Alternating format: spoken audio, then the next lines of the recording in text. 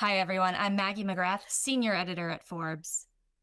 There is one legal scholar who is saying the federal government has gone too far with snooping on new mortgage data gathering. Here to explain is that very person, Ethan Blevins. He is a legal fellow with the Pacific Legal Foundation, a national nonprofit that defends Americans who have been threatened or perceived they've been threatened by government overreach. Ethan, thank you so much for joining us. Thanks for having me. So, we talk a lot about data security here in the United States in 2025. With Elon Musk's role with Doge, there's also been a lot of conversation about exactly what data the government has about every individual American. But you're looking specifically at mortgage data, is that correct? Yes, although the case here implicates the rights of all Americans to privacy under the U.S. Constitution, this specific case is about whether or not the government can look into cash transactions for residential real estate. So the U.S. government has authority under this law called the Bank Secrecy Act to basically poke around in Americans' pockets however much they like.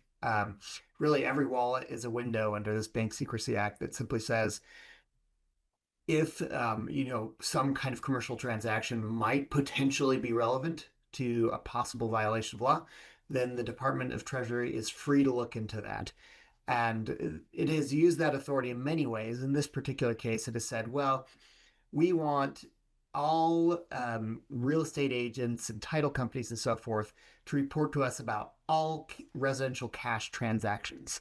Um, this is not an uncommon thing when people do cash transactions for real estate. Often they're selling a home, they have a lot of equity, they use a new home.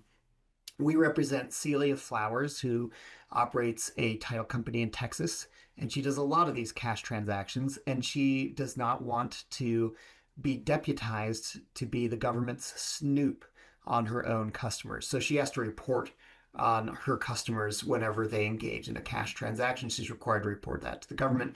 She objects to that. We think that's a violation of Fourth Amendment rights that protect you against unreasonable searches and protect your privacy. And it's also a violation of the Constitution's separation of powers. So, to be clear, the Bank Secrecy Act is not necessarily new in 2025, but what's new here is this case by your client. That's right. So the act was adopted in 1970. So it's been around for a long time. But what it authorizes Treasury to do is adopt whatever regulations it wants that the act authorizes. And so this particular rule was adopted very recently under the Trump administration, the rule requiring that cash transactions of real estate be reported to the federal government. The Trump administration has also adopted a rule that says counties along the U.S. border, if there are any $200 cash transactions or higher, those have to report to the government, which is a very low threshold. So the government uses this information to try to go on these fishing expeditions and look for criminal activity. But of course, there's a lot of law abiding citizens who buy property with cash or who withdraw more than $200 from an ATM machine along the border. So the problem here is that this is sort of this dragnet approach that drags in a lot of innocent Americans who are not engaged in any kind of suspicious activity, but are nevertheless subject to surveillance. So, the Trump administration's argument is that this surveillance is helping us crack down on illegal immigration and other types of crime. Is that correct? Right. In the case of the $200 transaction limit, it's definitely focused on border security. In the case of cash transactions, sometimes cartels and illegal organizations will launder money through real estate transactions. At least this is the claim. The problem is that, of course, a lot of innocent people also buy things with cash. It's like saying that because criminals use cars sometimes to engage in criminal activity, that the police can just stop anybody on the street, which of course is not the case. They have to have probable cause. They have to have a warrant to be able to look into these things to protect Americans' privacy. It's interesting because the first time I read about this, I was thinking about the real estate market in New York, where I live.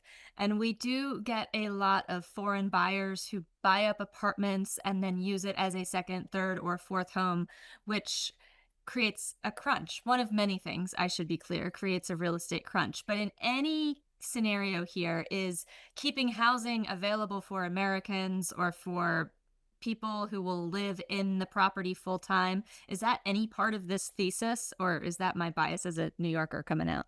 I think this specifically is more centered on the concern, money laundering concerns.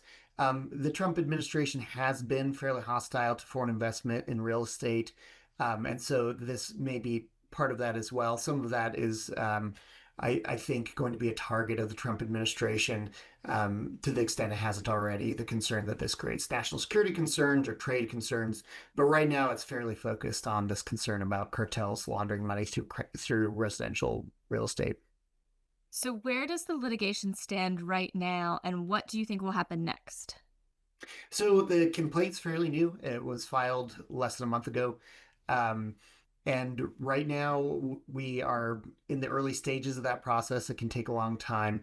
I anticipate that the parties will come to some kind of resolution probably later this year in some form or another. The $200 cash transaction limit that I mentioned earlier, that is also under litigation, and there is currently a preliminary injunction by two federal courts saying we think this is illegal for the federal government to require, the any check cashing business or bank to report on you if you have a commercial transaction that's higher than $200. So we're hopeful based on that outcome there that our case will also be subject to that higher level of scrutiny. In the reaction you've seen to these two cases, is there a partisan breakdown or is there fairly bipartisan consensus that this is government overreach? That's a great question, and I think it's sort of in many ways Trump coded, right? The president courts a lot of controversy. So because some of these rules are adopted by the president, they um, uh, some people are defending it, some people are against it.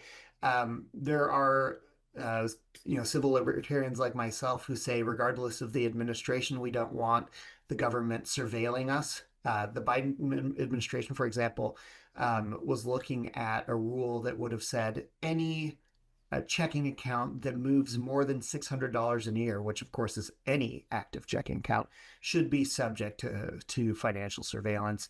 And that did result in a lot of bipartisan opposition.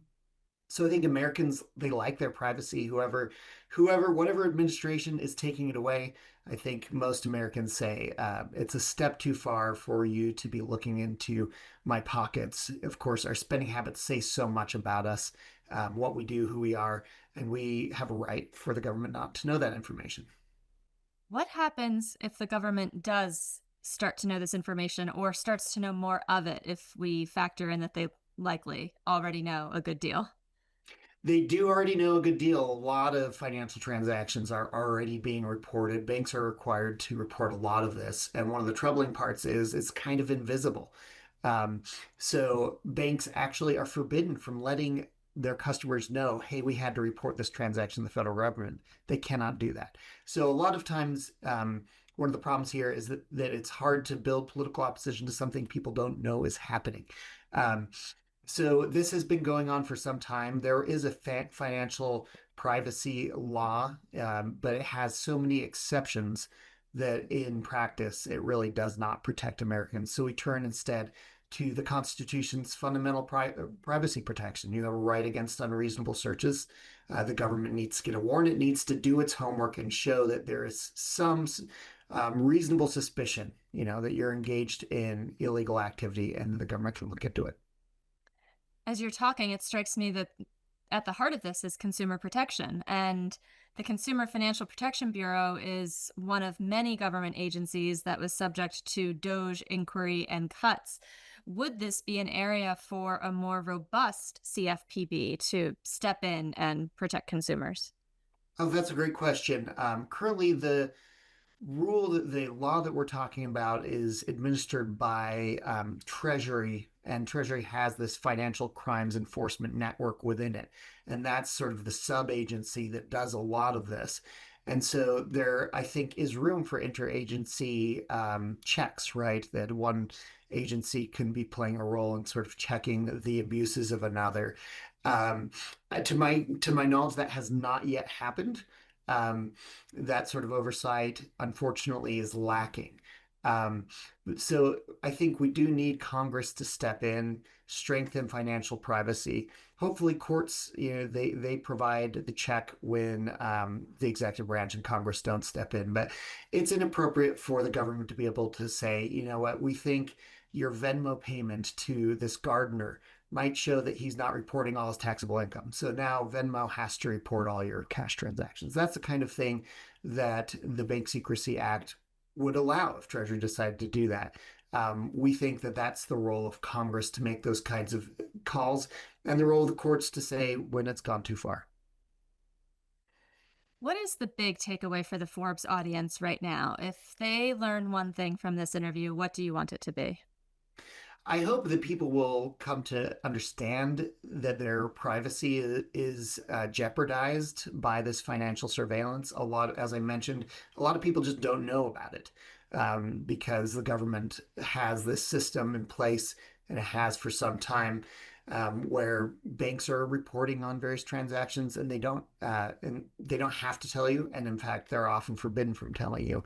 So it's important, I think, for people to be aware that their right to privacy is being jeopardized, that their spending is something that the government can look into, and that they should go out and try to get their representatives to strengthen financial privacy in Congress and support lawsuits like ours that are trying to um, promote Fourth Amendment constitutional protections. And at the risk of overstating it, but because we started it off talking about mortgages and not everyone has a mortgage and not everyone is withdrawing cash from an ATM on the border or near the border, can you just emphasize why this matters for folks who fall outside those two categories, i.e., all Americans? Sure. So there are a lot of rules in place that affect all Americans under the Bank Secrecy Act. For example, if you were to engage in a transaction of $10,000 or more, whoever you are, it doesn't have to do with real estate or along the border, then that is automatically reported by banks. There's a number of other triggers, sort of, that if you spend a certain amount of money or purchasing something in particular, that might trigger one of these reporting requirements. And so a lot of Americans are being watched and don't know it. But also, as I mentioned, the Biden administration tried to pursue a law that would have said, look, any bank that moves money, any bank account that moves more than $600 a year, we want to know all about those transactions. Well, that's a remarkable and troubling idea. And thankfully, that was killed. But it goes to show you that our financial privacy is something that we shouldn't take for granted. Government is trying to look into all Americans' pockets, not just people along the border or people doing real estate. And people need to be aware of that and know their rights. Government is trying to look into all people's pockets, not necessarily those who are just on the border. That is a sobering warning to our Forbes audience. Ethan Blevins with the Pacific Legal Foundation, thank you so much for joining us today. We so appreciate your time, your insight, and you'll have to come back and update us as this case proceeds. Thanks so much, Maggie.